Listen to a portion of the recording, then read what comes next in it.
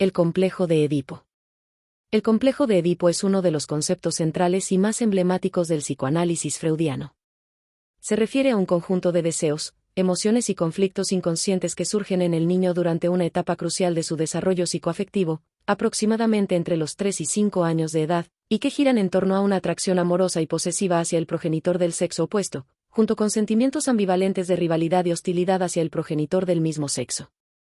Este conflicto fue denominado así por Freud en referencia a la tragedia griega de Sófocles, donde Edipo, sin saberlo, mata a su padre y se casa con su madre. Desde la perspectiva psicoanalítica, el complejo de Edipo representa un momento estructurante del desarrollo de la personalidad. Para Freud, es una fase universal, que todos los seres humanos atraviesan en mayor o menor medida, y su resolución adecuada es esencial para la constitución del yo, el superyo y la asunción de la ley simbólica. Durante esta etapa, el niño comienza a desarrollar su identidad sexual y a reconocer que no es el único objeto de amor de su madre, o figura principal de apego, lo que genera sentimientos contradictorios: amor, celos, odio, culpa, deseo y miedo. En los niños, el complejo de Edipo se manifiesta como un deseo inconsciente de reemplazar al padre para poseer a la madre. Este deseo, al chocar con la realidad y con la figura paterna, produce angustia de castración, es decir, el temor a ser castigado por desear lo prohibido. Este miedo lleva al niño a reprimir esos deseos, lo que da paso a la resolución del complejo y a la internalización de la figura paterna como una instancia normativa que luego conformará el superyo. En las niñas, Freud describió el proceso como más complejo y lo denominó complejo de Electra en algunos textos, aunque luego retomó el término Edipo para ambos sexos.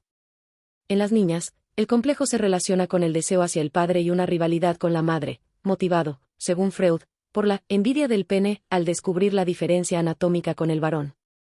La resolución del complejo de Edipo implica que el niño o la niña renuncien a sus deseos incestuosos y acepten la imposibilidad de su cumplimiento, lo que les permite identificarse con el progenitor del mismo sexo, asumir un lugar en la cultura y entrar simbólicamente en el orden de la ley, el lenguaje y la sociedad.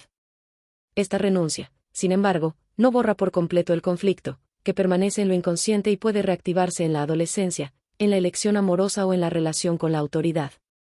Cuando el complejo de Edipo no se resuelve adecuadamente, pueden surgir fijaciones o regresiones que se manifiestan en la adultez como neurosis, conflictos de pareja, dependencia emocional, dificultades sexuales o resistencia a la autoridad. Por ejemplo, una persona puede repetir inconscientemente relaciones en las que busca la figura materna o paterna, o puede rechazar vínculos amorosos por miedo a la culpa o al castigo simbólico. Lacan reinterpretó el complejo de Edipo desde una perspectiva estructuralista y simbólica, dándole un lugar clave dentro de su teoría del sujeto. Para Lacan, no se trata tanto de un drama vivido con personas reales, sino de una inscripción en el orden simbólico. El padre cumple la función de nombre del padre, como representante de la ley que prohíbe el incesto y organiza el deseo. La entrada del niño en el lenguaje y la cultura se da cuando acepta la función paterna y renuncia a ser el objeto exclusivo del deseo materno. Así, el Edipo no es solo un conflicto familiar, sino un paso necesario para convertirse en sujeto deseante dentro del orden social.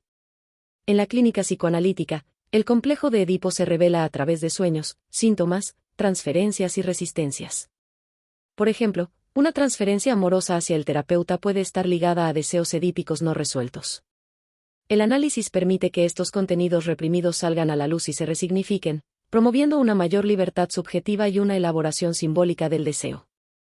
Es importante destacar que, aunque el complejo de Edipo ha sido criticado desde múltiples perspectivas, feminista, cultural, antropológica, sigue siendo una herramienta útil para comprender la constitución del psiquismo humano, las relaciones familiares, la formación del deseo y los conflictos amorosos.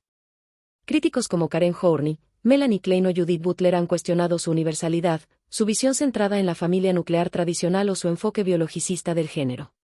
Sin embargo, incluso en estos debates, el Edipo funciona como un punto de partida para pensar la subjetividad. En términos simbólicos, el complejo de Edipo representa la travesía del niño por el deseo, la ley y la pérdida. Para amar verdaderamente, el sujeto debe haber atravesado el Edipo, debe haber renunciado al objeto materno original, debe haber aceptado que el deseo es siempre deseo de otra cosa, y que el amor implica límites, separación y alteridad. Finalmente, en la sociedad contemporánea, con la transformación de los modelos familiares, el complejo de Edipo también ha sido replanteado. Las nuevas configuraciones familiares, monoparentales, homoparentales, reconstituidas, han generado nuevas formas de vinculación y de estructuración psíquica. No obstante, el principio subyacente al Edipo, la existencia de una ley simbólica que organiza el deseo y la filiación, sigue siendo relevante, aunque ya no se limite a la figura del padre biológico.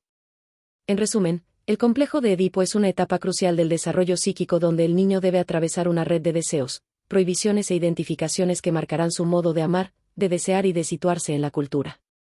Su elaboración, o su fracaso, deja huellas profundas en la vida psíquica del sujeto, moldeando su manera de relacionarse con los otros, con la ley, con el deseo y con la propia historia.